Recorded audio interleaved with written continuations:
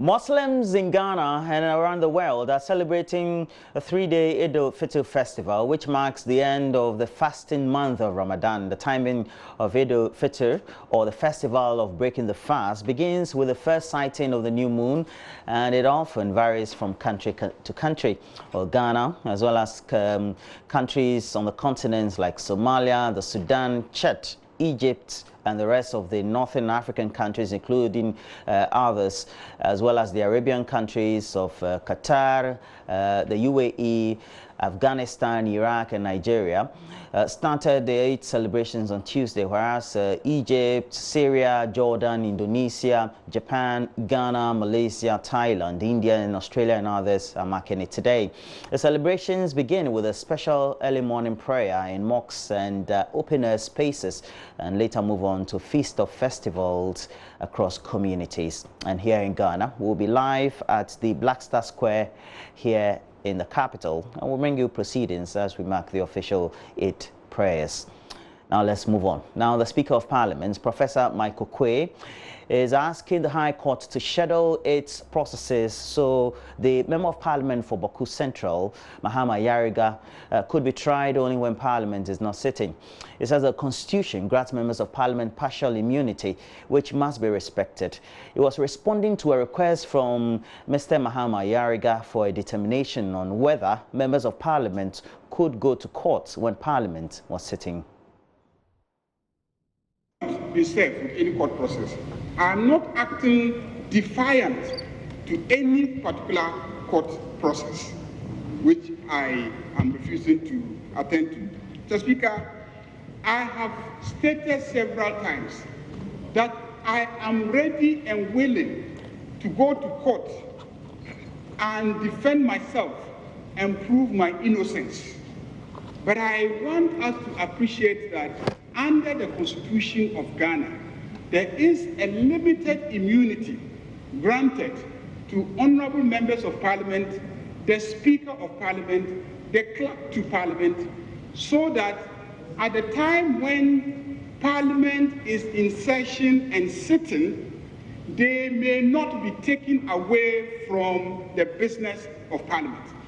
It is this simple principle, Mr. Speaker, that I invite you to rule on so that we can set proper precedents for the governance of our democracy and the running of our country.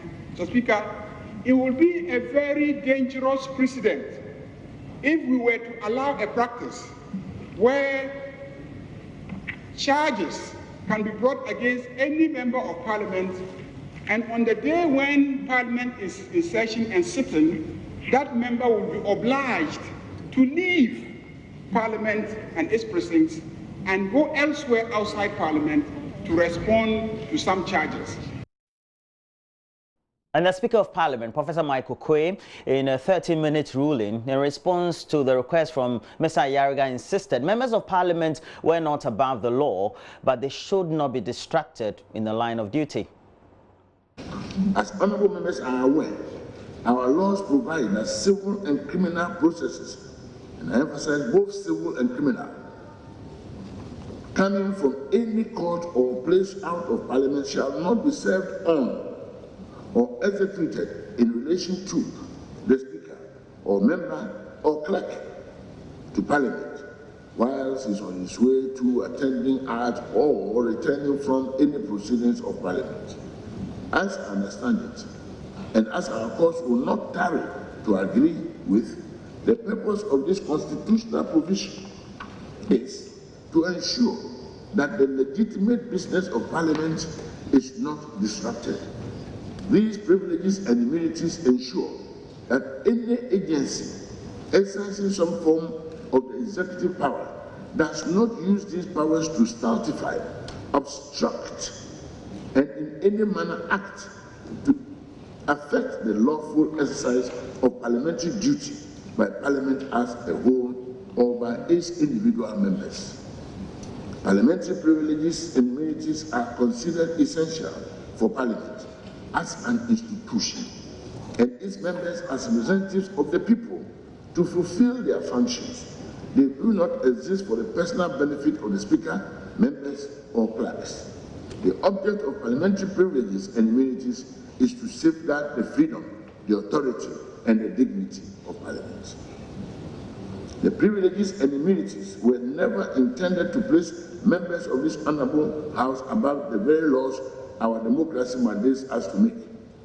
Neither were they intended to secure an absolute immunity for members in a way that is reminiscent of the dealings of despots and dictators. A process from a court or a place may be served on that member during these periods and during times which does not offend Article 117.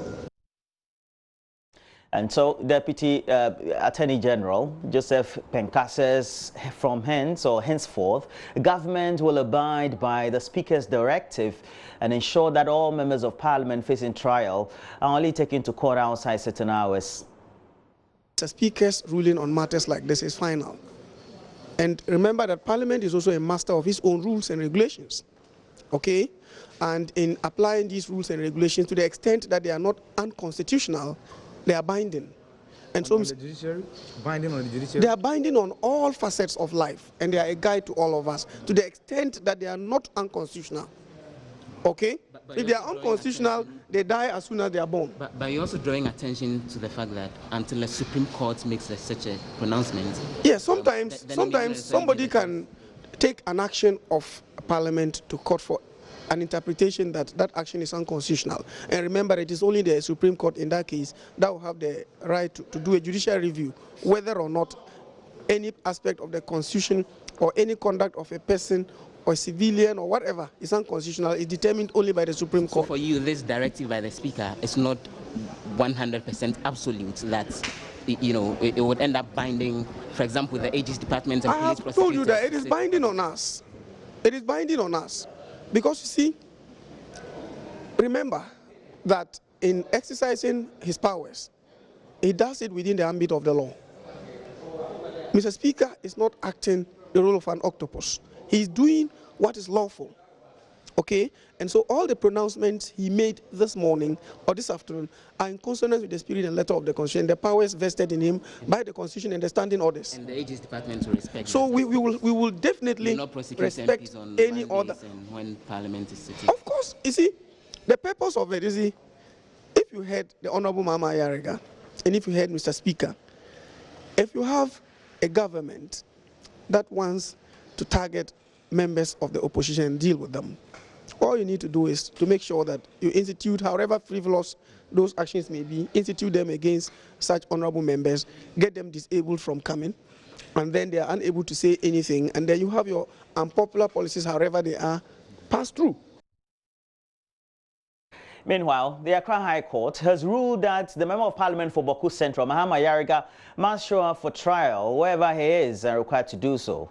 And Justice Ifia Botwe on Tuesday rejected a certificate issued by the Speaker of Parliament informing that the court that Mr. Ayariga had work to do in Parliament. The Member of Parliament was in court on various charges, including tax evasion. JoyNews' Joseph Akable was in court and reports that the legislator was to return to court on Monday, June 10, irrespective of whether Parliament sat or not. There are two cases filed by the special prosecutor against the BAWKU Central Member of Parliament, Mahama Ayariga. One relates to the procurement of ambulance for his constituency, with the other dealing with tax evasion and the importation of 3 vehicles. The MP had served notice of being unable to show up in court, insisting he had parliamentary business to attend to.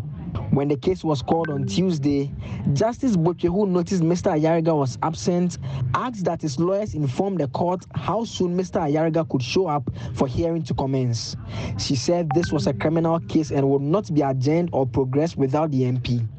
The lawyers informed the court Mr. Ayariga will show up at 1 p.m. At about 11:45 a.m. on Tuesday, Mr. Ayariga was spotted together with other MPs at the Law Court complex, arriving in the courtroom at 11:50 a.m. His lawyers presented a document from the Speaker of Parliament informing the court of his participation in parliamentary proceedings.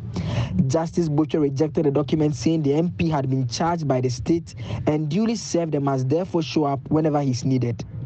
Minority Leader Haruna Idrisu disagrees with the court's decision. We are law-abiding, we are in court, we will respect due process, but our privileges and immunity, we will seek clarification.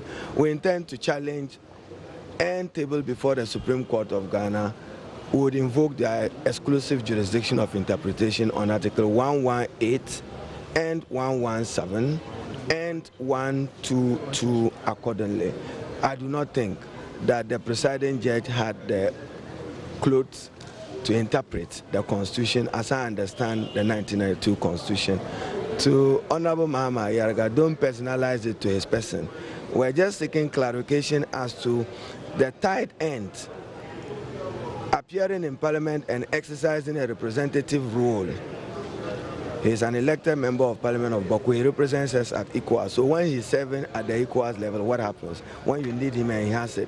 Respect the Constitution and Article 19 again, presumption of innocence and his right to a fair trial. So if you presume that an elected member of Parliament is presumptively innocent, that is it. A right guaranteed him under the 1992 Constitution. Mr. Ayariga is to reappear on June 10 for the court to hear arguments for and against an application that some of the charges against him be struck out. Away from Parliament, former President Jerry John Rawlings is calling for a review of the Fourth Republican Constitution to remove clauses and transitional provisions that protect top political actors and embolden some of them to abuse their office and profit from their positions. He says some of these clauses in the 1992 Constitution have become obsolete and need to be reviewed to suit contemporary times.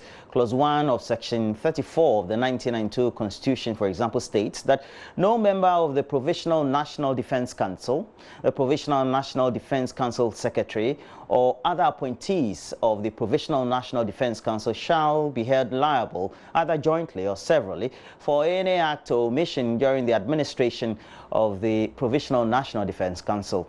Speaking at the 2019 commemoration of the June 4 uprising at Nungwa here in Accra, the former president mentioned the indemnity and transitional clauses as some of those that should be reviewed.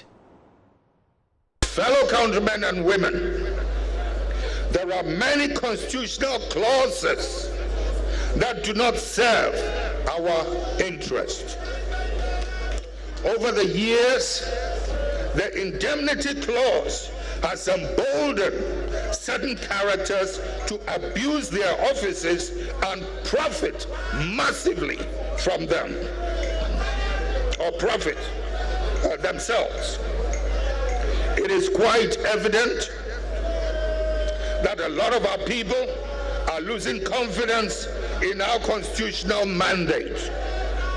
The Constitution of the Fourth Republic was created by us, for us, and to serve us.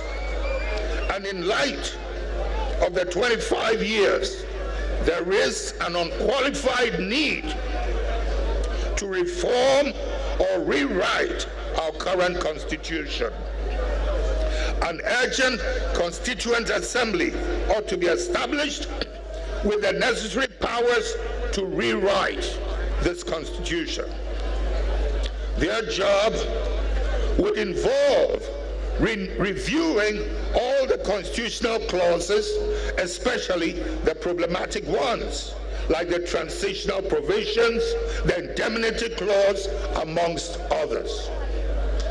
This will ensure that everyone is equal before the law, encouraging transparency, accountability, and responsible governance.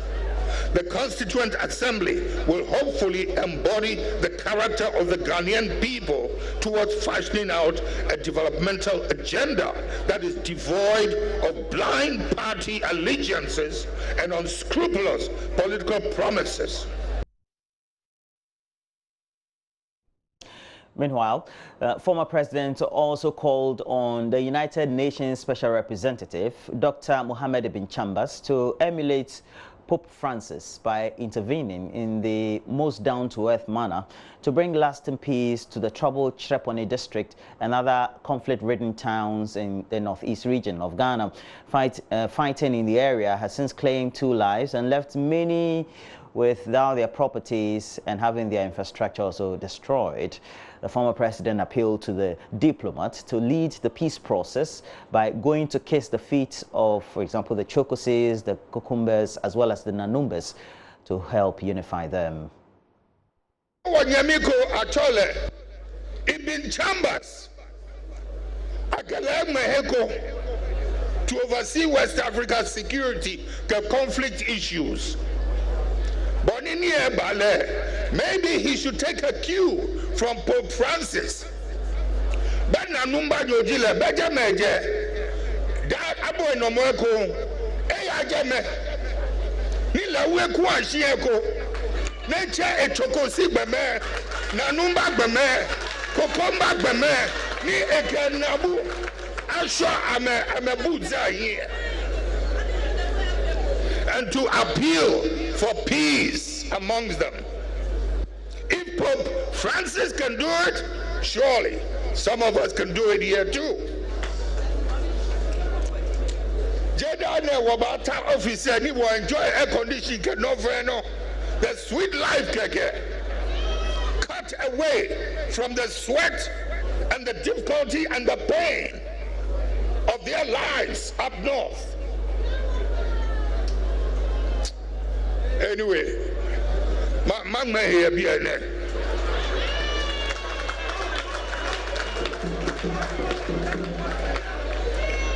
Honey, go bluffo you, ya. Connie, a bluffo chairman, Nicola Magan, I'm a buttery. Nkawanyami comrade Ibn Chambers, Nija Nanumba, who comes from Nanumba, could take a cue from his eminence and attempt kissing the feet of some of the Chokosis, the Kokombas, and his own Nanumbas, and appeal and beg for peace the way Pope Francis did. In summary, former President Jerry John Rawlings is saying leadership by example. Well, before we go, let's run by you the story. He fell from a fruit tree when he was only 6 years old in the Oti region village of Akpesokubi. Well, 5 years on, Bismarck Tevo, who dislocated his spine during the fall, has since developed a hunch on his back in what doctors are currently describing a complex case called osmosis. Well, he can hardly walk, sit, or even engage in activities like every normal child would have to do. JoyNews Komla Adum and Fred Kwame Asare report that the little boy is on the verge of dropping out of school as family and relatives race against time to get medical intervention for him.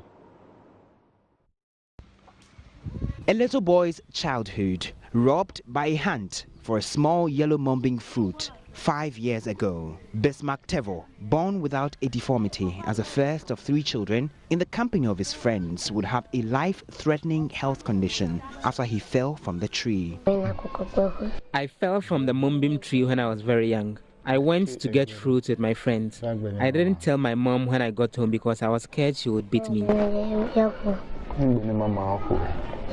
Like many boys his age in the Oti region town of Akpesokubi, the hunt for the mumbling fruit was routine. But as Bismarck fell from the height and landed on his back, it marked the beginning of years of pain, trauma, taunts, and later ridicule from people.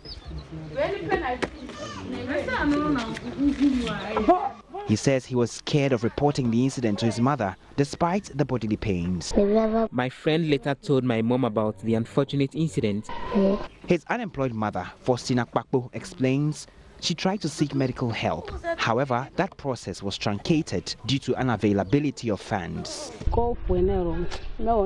We visited the hospital again after a year when we realized he started developing a hunch at his back. The doctors advised we send him to a bigger facility, but we couldn't go because we didn't have money.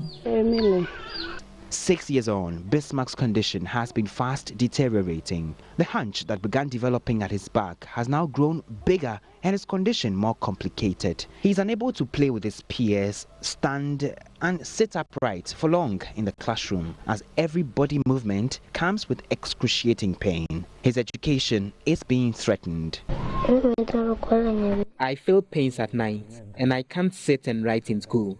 I have to stand whilst writing. This disrupts my concentration in the classroom. I am unable to walk for long. His class teacher, a teacher trainee himself, Hayford Ampedu, speaks about Bismarck's condition and how it affects his education. He can't sit in class.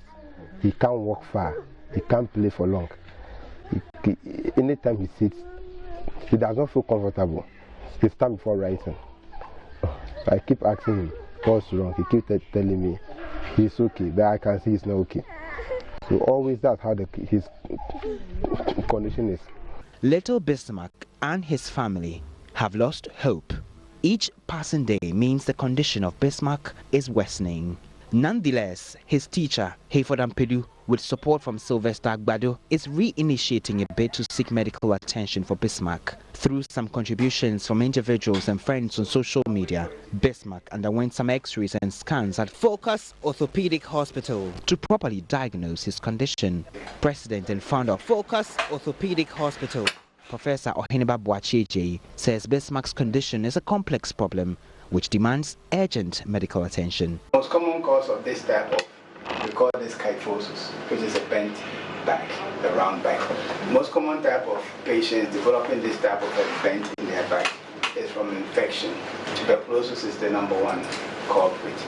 And so we don't know whether that's what he had, but it's possible. Okay. Well, regardless of the cause, he needs surgical treatment. Because he just continued to bend and at some point he may stop walking. So he needs surgery to straighten him up and correct this problem. But before we do that, we'll have to put him into a traction and a halo, put a ring on his head, and slowly pull him up. Then he needs to gain some weight. It's very small, and then the surgery can be done. It's very complicated, very risky. He says the 11-year-old requires a medical procedure which will culminate in a spine surgery to correct the anomaly. So we don't wait till 3 months, get the funds, and then bring him in. Then it's 6 months. He's young, and every month counts. So I think we'll set him up for the MRI scan, CT scan, get the test, the echo and everything. That we can handle. Okay. Hospital authorities say the complex medical procedure will cost approximately 97,000 cedis. But family of a little boy says they are helpless. They want their son to live, but that is dependent on 97,000 cedis. His mother makes an appeal. I am pleading with the general public to support me raise money for my son's surgery.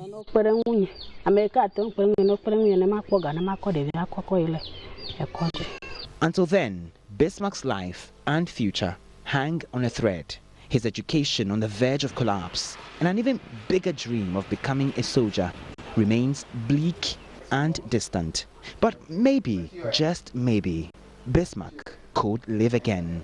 And like many of his peers, he could get back on his feet again.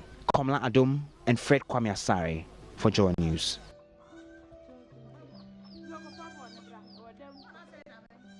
Oh, very sad story there, but we all hope that hope will definitely come for that little boy. But in the meantime, though, that'll be it for the rest of the news. But we have a couple of the newspapers on this Eid day, but we're dedicating the show to all of you, our Muslim brothers and sisters. We say happy Eid al-Fitr. We'll be live at the Blaster Square, where we'll bring you proceedings as we have the national prayer, of course, being organized by the state, but also being moderated by the national chief imam. In the meantime, though, wherever you find yourself, you're celebrating this great festival, please know that we're waiting for our shinkafa. In the meantime, we have to take a break. When we come back, we'll look at the stories, myjoyonline.com. We'll bring you some latest sports headlines. Stay with us.